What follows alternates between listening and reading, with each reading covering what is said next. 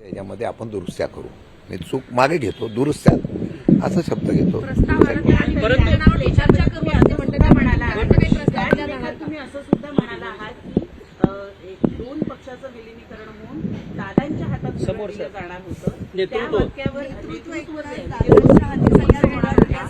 नेतृत्व दादांच्या हातात दिलं होतं.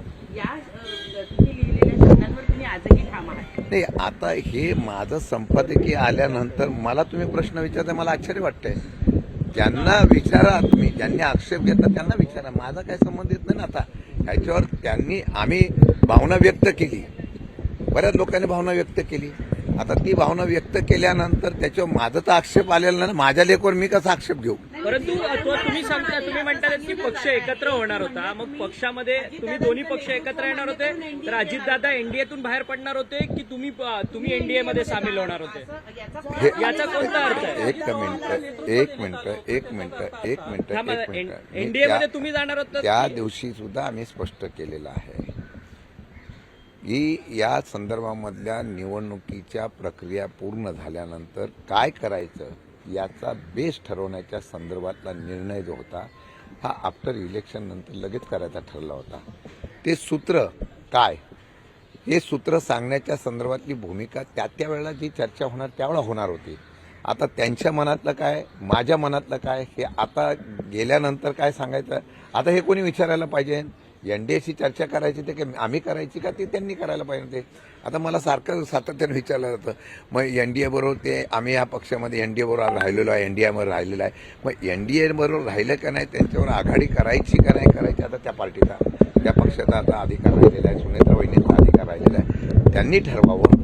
मग त्यांच्याकडून प्रस्ताव आल्यानंतर तो कसा करायचा, तो स्वीकारायचा नाही स्वीकारायचा, कसं करायचा, हा चर्चा आता आम्ही वरिष्ठ पातळीवर करू. कारण आता जो चर्चा करणाराच नेता नाही आमचा किंवा पक्षाचा त्यांचा प्रमुख राहिलेला नाही, त्यामुळे त्याच्यावर आता आम्ही काय जरतरच्या विषय करणं योग्य वाटत नाही.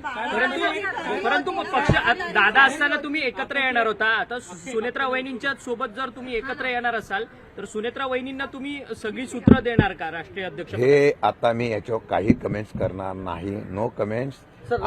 आता याच्यावर आम्हाला एकत्रीकरणाच्या संदर्भामधला कुठल्याही प्रकारचं भाष्य करायचं. दोन्ही पक्षातले जे कार्यकर्ते ते संभ्रमात आहेत. ज्यावेळी घड्याळ चिन्हावरती निवडणुका लढल्या आणि तुमच्याच पक्षातले जे उमेदवार होते ते निवडून आले, त्यांचं काय आता? काय अडचण होत नाही. असं आहे, घड्याळ हातात घेतलं, अंकिता पाटीलने घेतलं, काही अडचण होत नाही. मन जिथं असतं, हृदय जिथं असतं, तो माणूस कुठेही गेला तरी तो तिथंच असतो.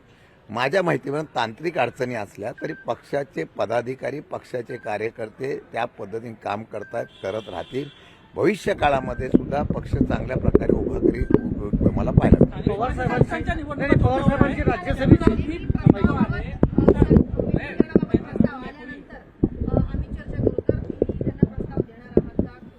आता या विषयावर कुठल्याही प्रकारची चर्चा माझ्याकडून होणार नाही. No comment. एक मिनिट, मी स्पष्ट सांगतो, विलिनीकरणाच्या बाबतीमध्ये आमच्या पक्षाकडून आता कुठल्याही प्रकारचा नो कमेंट.